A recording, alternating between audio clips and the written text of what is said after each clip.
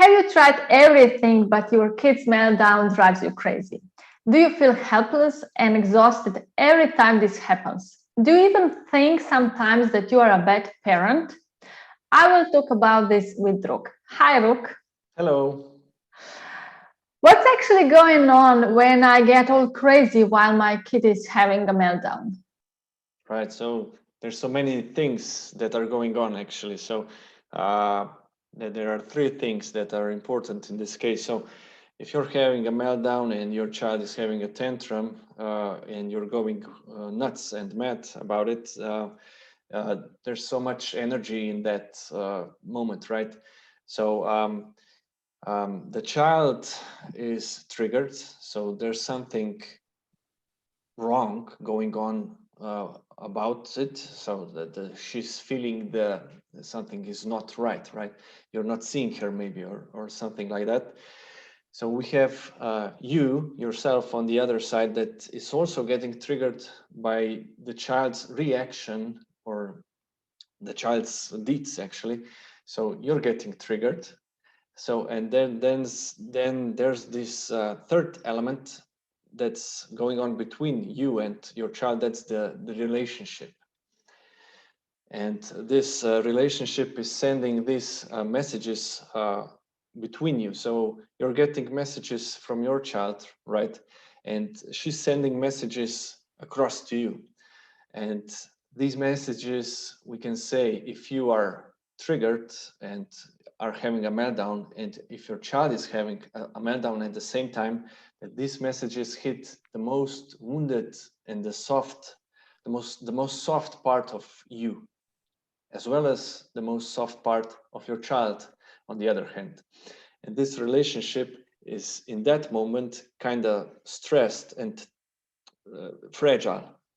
So So you we can have like a loop between us. yeah, we can say that there's a loop going on, since the child is sending these arrows, these messages directly to your soft and wounded parts of yourself, and you're getting triggered, right? You're getting emotionally stretched immensely. So you're reacting then to these messages with your own messages to your child, and they are doing the same thing her messages are doing to you. So we're in a never-ending state of constant wounding actually. So yeah, you can say that's a loop.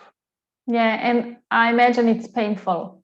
Yeah, it must be very painful, since there's so much energy in this situation. Mhm. So we're having two persons having a meltdown. So Yeah. what that says about the situation, that it must be so intense, and Mhm. that something very fragile and gentle is getting hurt, Yeah, but a child can't stop this. right? But sometimes at least we can. So, how can we calm down when this is happening? How can we stop this loop? Yeah. So exactly, the child has no responsibility in this, since she's too young, she's too immature, and she's only developing physically. Her brain is developing only then. And her brain is not the same as ours as adults. So we need to take the initiative here. We need to actually set an example, and we can, with our capacity, end this loop. So it's the adult's responsibility actually to do something about the tantrum, the meltdown, the frustration. Okay, what's the first step? So yeah, if the situation is so intense that we have you having a meltdown and your child having a meltdown, there's probably a good point, a good starting point would be to just remove yourself physically from this situation.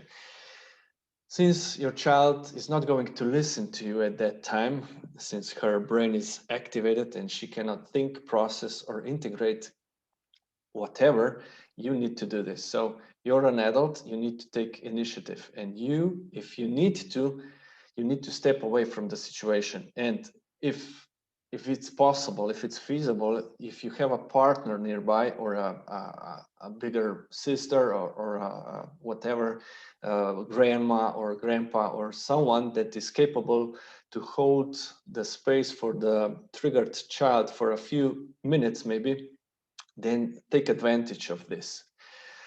And you actually need to go recharge yourself somewhere away from this situation in order for you to regulate at least a bit and come back into this relationship with your child and help co-regulate her. Yeah. So I have to take care of me first so I can help my child to regulate and cooperate after that. Exactly. Did I get you right? That's right. That's right. So that's a proper, yeah, it's the same as like on the airplane. You put your oxygen mask first and then attend to your child. And it's the same in these tantrum situations. Thank you, Rok. Rok is a master of economic sciences, business coach, co-creator of Loving Mom, and a student of body-oriented psychotherapy. If you want to work with Rok one-on-one, you can find him on our page, lovingmom.org.